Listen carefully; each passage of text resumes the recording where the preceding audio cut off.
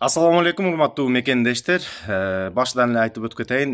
Кече Москва Саратов трассасында болгон ушу чоң аварияда 14 Кыргызстан жараны каза болду. 3 жаран больницага түшүп калыптыр.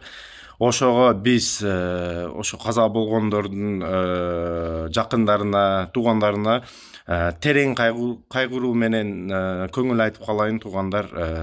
Кудайымдан сабыр тилеп калам баарыңарга. Сабыр кылыңыздар, Кудайымдан бар жогу.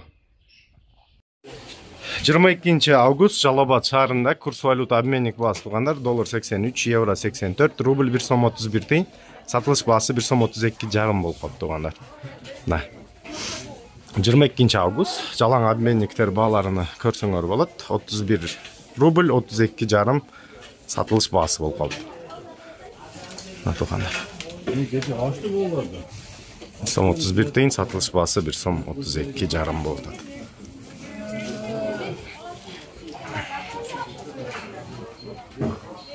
Ушундай туугандар, видеобузга лайк коюп, поддержканы 100%, каналга катталбагансыздар, каналга катталып коюңуздар. Ушундай сонун так маалыматтарды биринчилеринен көрүп каласың.